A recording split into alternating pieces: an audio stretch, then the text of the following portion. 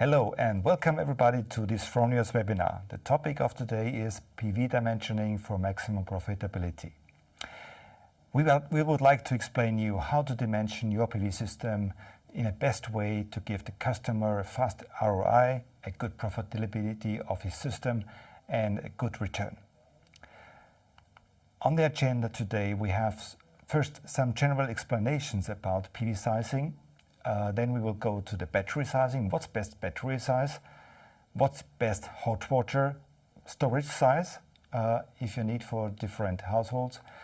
And EV charging. What's here the best sizing and what settings can be done to improve that? Finally, we show you comparison different ROI calculations and examples where you can see the difference in the different sizes of systems. I'd like to start with some general information. So what is it, how to achieve a better ROI with PV? Basically, the current situation in many markets is that we have quite low feed-in tariffs and, on the other hand, quite high energy costs. So the target is really increase your autarky. With the autarky or self-sufficiency, we increase we reduce the costs for the energies, and we also improve the ROI, basically. If we see here a basic PV system with an inverter, PV system, some loads and the grid connection, we will have first the self-consumption. The self-consumption rate is the rate which we are consuming direct from our PV system. So direct on time, at the same time we're consuming the energy in our household. On the other hand, the autarky is telling us, autarky rate or self-sufficiency rate is telling us how much energy we consume from the grid. So that's basically the other way around.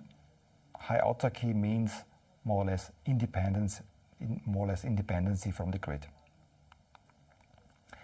Now, what self-consumption rates are possible?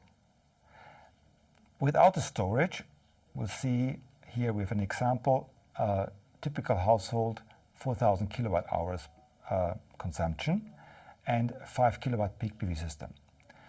Without storage, we see that we end up here at about 29% self-consumption. Means more than 70% will be fed into the grid. If we have a hot water solution, so we produce hot water during daytime in a hot water tank, we can increase this quite easily to more than 60%, 63% in this case. So this is the violet color here. And third, if we also want to improve more, we add here a battery, and with the battery we can increase the self-consumption rate, in this case to 86%. So we see the improvements, how to achieve high self-consumption. On the other hand, where do we need that? Feed-in limitations. When we have a very low feed-in tariff, it's always important to increase self-consumption rate. And also possibly if we have feed-in limitations. So we are not allowed to feed in more than a certain power, or we have zero feed-in, for example, then of course the self-consumption rate will be 100%. What are the solutions? First of all, the hot water generation with PV surplus energy, EV charging with PV surplus energy, and battery storage. These are the three main use cases where we improve our self-consumption rate. If we look into autarky or self-sufficiency, same case, 5 kilowatt peak PV system. Without storage, we end up here in this case with 30% autarky or 31% autarky. If we have added 6 kilowatt hour battery, we can increase that to 70%. So you see the battery storage, the orange color here, is improving that from 31 to 70%. Now, if we increase the PV array to a 10 kilowatt peak PV system, and we also increase the battery capacity to 8 kilowatt battery size, we have a self-sufficiency or autarky from 84%. So autarky, the rate of autarky determines the electricity cost savings. So that's really important. If we have a certain amount of electricity costs, let's say 1,000 euro, and we have 84% autarky, we can save 84% of this, means 840 euros per year. How do you achieve higher autarky rates? That's mainly with the battery. Battery is the biggest easiest way to improve the autarky. So now if we look into the PV dimensioning of a residential system, we look into first the PV array. How big should the PV arrays, what's the best size of a PV array? Basically, what is here also important always is the annual consumption of the household. So we need to know that.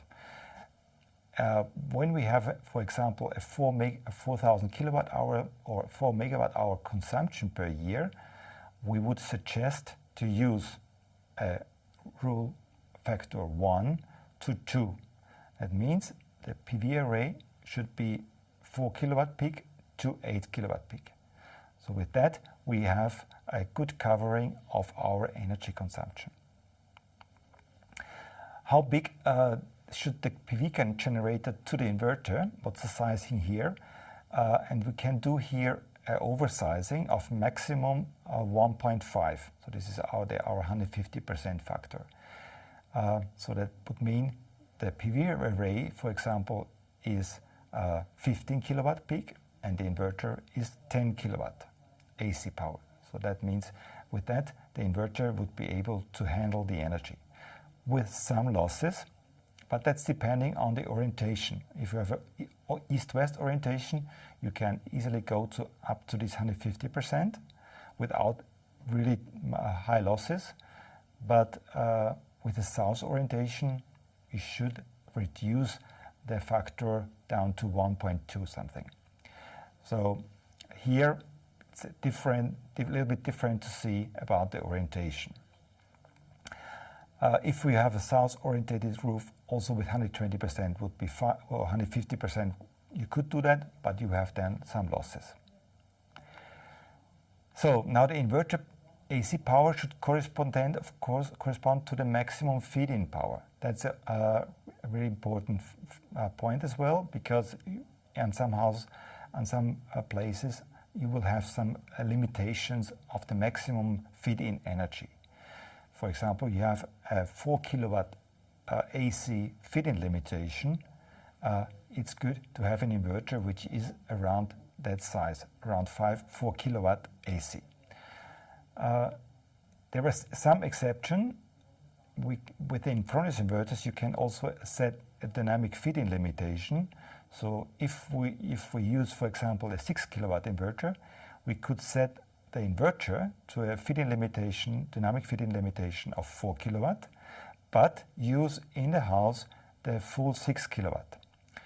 And that can be, of course, also is very often a good case, because we, especially customers who have some day consumption with the electric car or with hot water generation, then you can here increase the AC power of the inverter as well and set a feed-in limitation.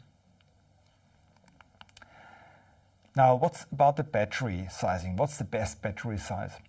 Therefore, we also recommend you to use as a basic amount the energy consumption of the household. And that's, in this case, for example, 6,000 kilowatt hour, 6 megawatt hour per year. We have a PV array from 6 to 12 kilowatt peak.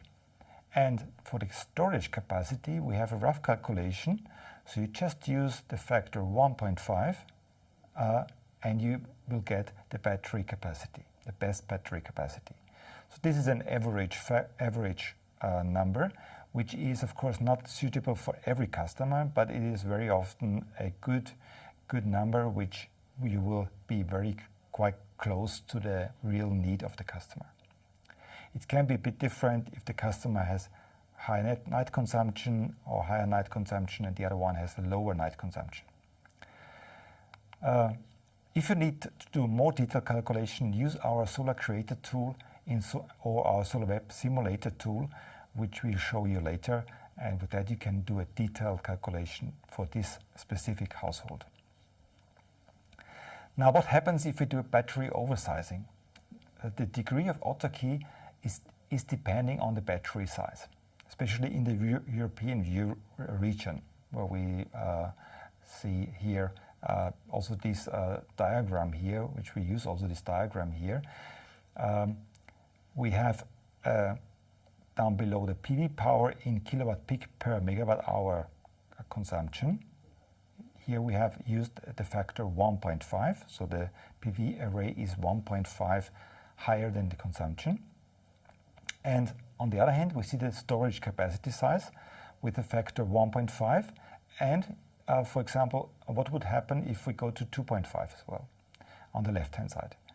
And we see that we can achieve with the 1.5 battery capacity, so like we have used before, the 9 kilowatt hour battery, for example, for 6,000 megawatt, 6 megawatt consumption, we see that we achieve around 68% self-sufficiency or autarky.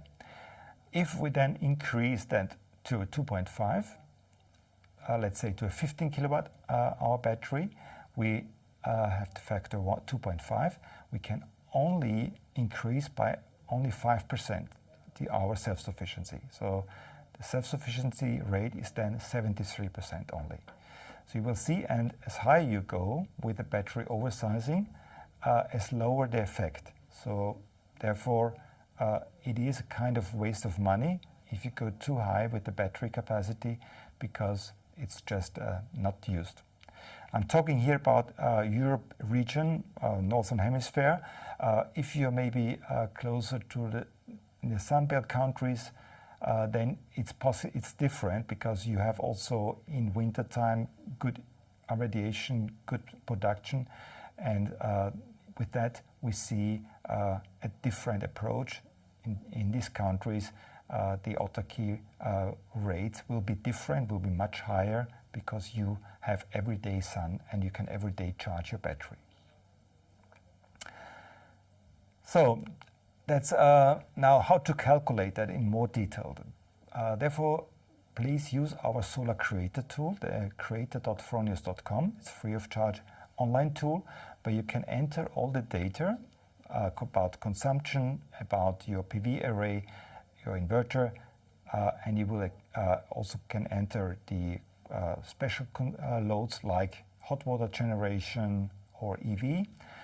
And then you will finally get, as a result, a calculation about your self-sufficiency, about your self-consumption, and about your ROI. So please use that and do the detailed calculation. Then you can also change different battery sizes, and you will see, okay, the autarky is not changing anymore, so that's your maximum battery size. Here we see also which batteries are compatible with our inverters, with our Gen 24 inverters, Simon Gen 24 Plus, HVS 5.1 to 12.8, and HVM 11 to 22.1, or the LG Flex 8.6 to 17.2. More detailed calculations are also where we really can calculate the exact consumption of a household, can also be done in Solar.web with our storage simulator. You just go to Analysis, Storage Simulator, and then you enter one battery size, and you simulate that with the existing consumption data of 1 year. So what's here important, we need the inverter running with a smart meter and in Solar.web for 1 year. With that, we have all the data in Solar.web, and then after 1 year, we can do this calculation. So it's more only for existing systems. If you have a new system, you will not be able to use that, of course. So this was PV battery and PV size and battery size, and now we look into hot water generation. If the customer would also produce his hot water during daytime, we have a certain different load profile.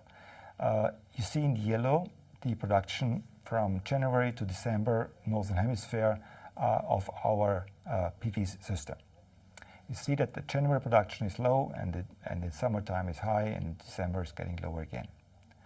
On the other hand, the consumption for heating, especially this case would be for a heat pump, we see that in the winter months, especially the 3-4 months in winter time, we have the highest consumption, which is not going according to our PV production. So that means our autarky here in this month will be anyway quite low, and there's real difficulty to do that. But we, so here you see this 3 months, November till January. Here we need hot water and heating. But on the other hand, the period in between from, let's say, April to October, we are able to produce hot water with surplus energy. So we use only the higher PV power to use and to produce hot water in our house. So that's that period. So we have here really energy available, which we can use. And that's, of course, what we would like to do.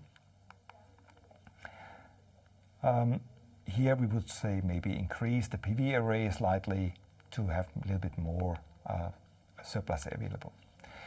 Now the tips and tricks. The PV array should be slightly higher. If you do so, if you include hot water generation, 2 kilowatt peak higher would be good. It's also appreciated to have a partly winter sun orientated PV array. So one string, for example, on the facade, more to the south orientated, into the winter sun orientated, to have more production as well in winter time. And then you can also do the heating, support the heating system better, the heat pump. For the on-pilot, we'll say 1 or 2 heating rods in hot water tank, temperature settings to 60 degrees, and the main heating systems to 45 degrees. So the main heating system will always do the base temperature, and the on-pilot or our hot water generation with PV will do the rest, the other 15 degrees to 60 degrees. So whenever it's a sunny day, we will have 60 degrees. When it's not a cloudy day, we will have a little bit lower temperature. For the heat pump, if you would like to integrate a heat pump, then we recommend you to do it with the SG-ready connection. So we have a two wire from the inverter or from the on-pilot to the heat pump, and we have a potential-free contact where we give the information to the heat pump that there is now enough energy available, which is good to use. There's also a stepless control possible with some inverter heat pumps can do that. Also recommended a buffer tank to store the energy, the hot water during daytime, so produce it during daytime and use it at nighttime. And also the higher PV power is also here required with a heat pump where you would also support the heating, the space heating. We recommend you to go a little bit higher, 3 to 5 kilowatt peak higher PV power, and maybe also AC power of the inverter, because then you can also support your heat pump in a better way. You can also do the calculations with our on-pilot simulator, heating simulator. You will find that in Solar.web under Analysis, Heating Simulator. You can set here the existing heating system and boiler size, consumption tariff, and then you can also simulate that, and you will get as a result your really hot water supply, in this case 60% from PV. Savings will be calculated, and also the perfect heating rod size, for example. So that was the part heating, hot water generation. Next part, e-mobility. How to combine that with your PV system in a good way that you have a good return of investment. When we see here the consumption and yield is here a little bit better than with the heating system, because the EV has an average similar consumption every month. So there is no big difference from January to summertime or to wintertime. Slightly different, but a very small difference. That means we can cover this energy a bit better. And on the other hand, we have here sometimes the situation that the customer is not at home during daytime, so he needs to have the energy in the evening. What you need to know is the average consumption of an EV is 18 kilowatt hour per 100 kilometer. So ask your customer about his driving distance per year and calculate the power you need per year. If you have, for example, 12,000 kilometers per year driving distance, and we expect a 90% home charging, then we can additionally have an additional consumption of 2,000 kilowatt hours per year additionally. So this is what you need to add to your consumption for now. So when you know the customer has a consumption of 4,000 kilowatt hours per year, add another 2,000 kilowatt hours for this one EV. So your tips and tricks for PV and EV. Make your PV system also here increase your PV array by another 2 to 3 kilowatt peak. So this would be for one EV, for example. Set your charging power in accordance with the PV power. So it's always good to have not to charge with too high power when you have a small PV system. When you have, for example, a 5 kilowatt peak PV system, your maximum output power is 4 kilowatt AC.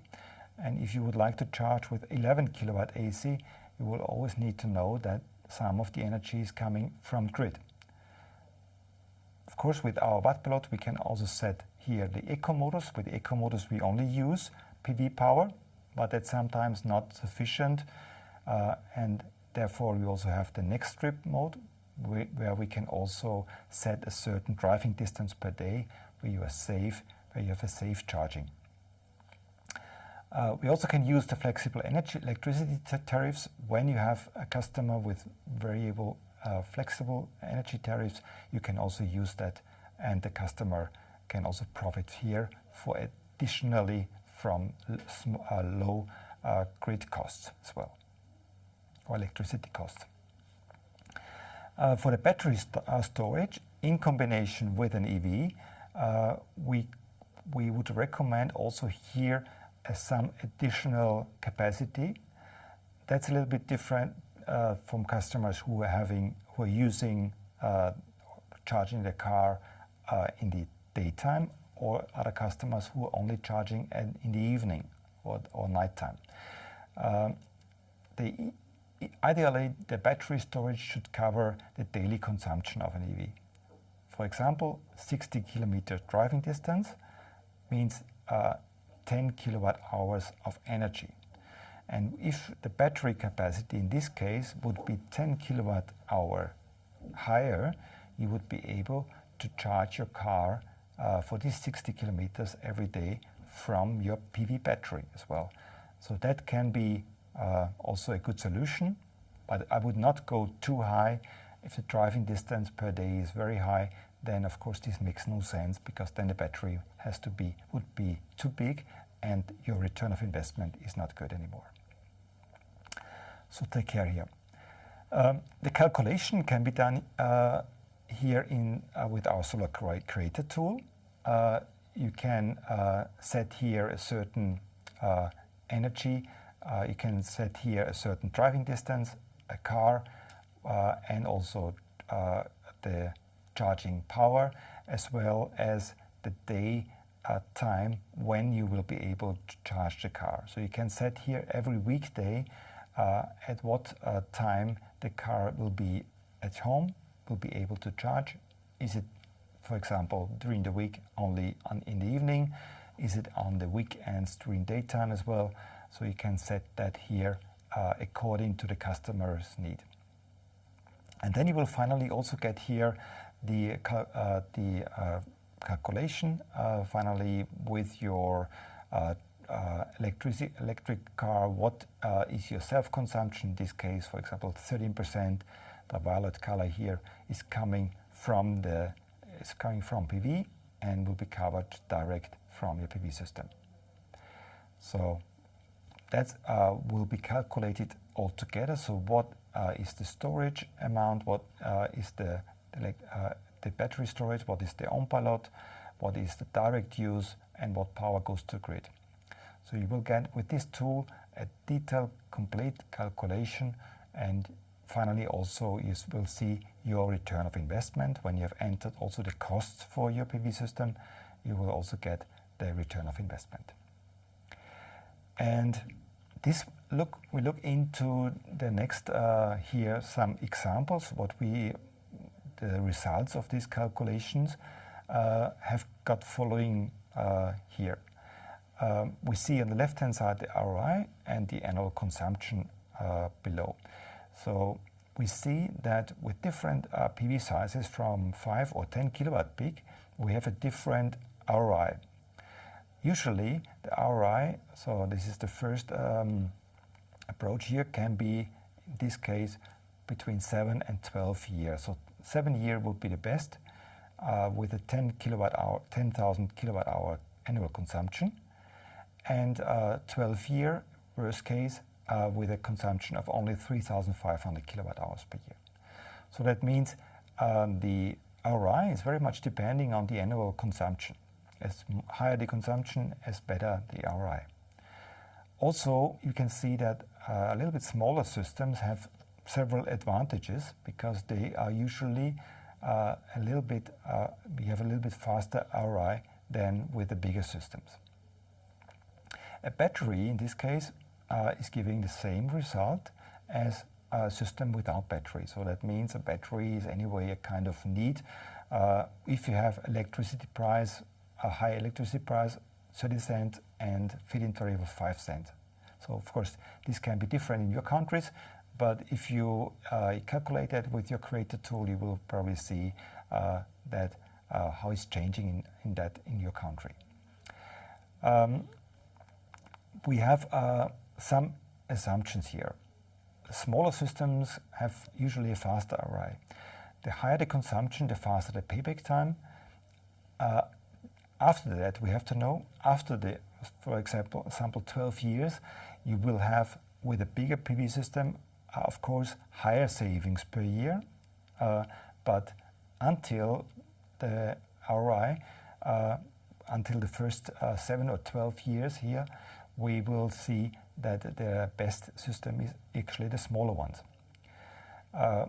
With the current storage prices, the ROI is almost the same as without storage, and this is also good to see here. You see the 3 lines here, the black and the red ones are with and without battery, 5 kilowatt peak with and without battery, and they're usually giving a very similar return of investment. So this is the calculation with the battery storage, and the second one would then be with on-pilot and butt-pilot. So we have also included that slightly higher investment cost, not very high, but a little bit. And we see that here the curves are a little bit changing. So the ROI is here from 6 years best case with the 5 kilowatt peak PV system to the high consumption, to 10 years with low consumption and with 10 kilowatt peak PV system. So, and the storage is anyway in the middle, in between these two scenarios. What we can see here as a result, the ROI is shorter, despite we have a higher investment, approximately 2,400 euro more investment. The higher consumption is due to the heating and e-mobility. So with that, we increase our consumption, and with higher consumption, especially when it can be covered from PV, is good for our ROI. And the battery storage is particularly profitable for customers with electric cars, where the nighttime charging is important. So when you have a customer who is never at home during daytime, of course, battery storage is very important, because otherwise he will not be able to charge his car from PV system. Good. If we then come to the summary, I would say, what's perfect PV dimensioning? How to do that, or how to achieve that? Customer, you should know the consumption of the customer. So ask him about his annual consumption, possibly without heat pump and EV. You can separate these three numbers in the best way, because that's also good for the calculation. So we have here the first approach. If we know that the perfect PV size should, or PV orientation and size should be calculated with factor 1 to 2 of this consumption. East-west south orientated is best case, because we have different orientations, we have different production at different daytime, and that is what we need as well, because our consumption is also different on the daytime.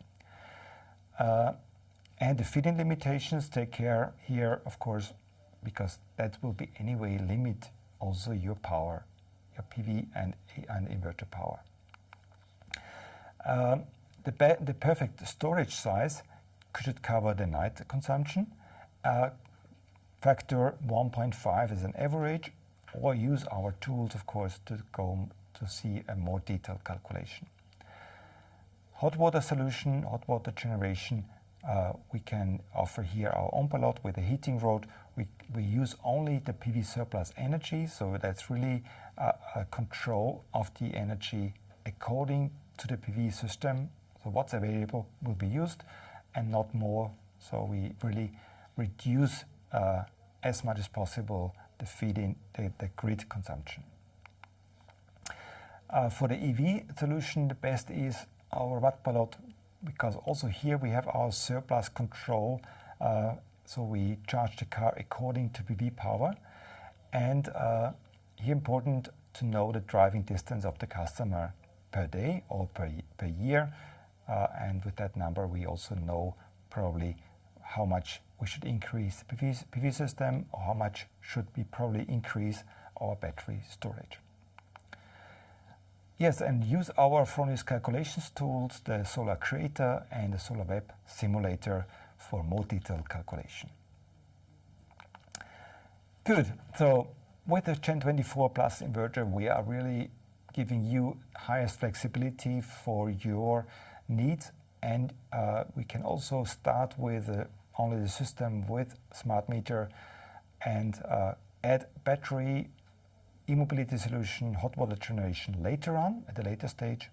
But the inverter is well prepared for that and can offer the solutions to communicate to these additional components.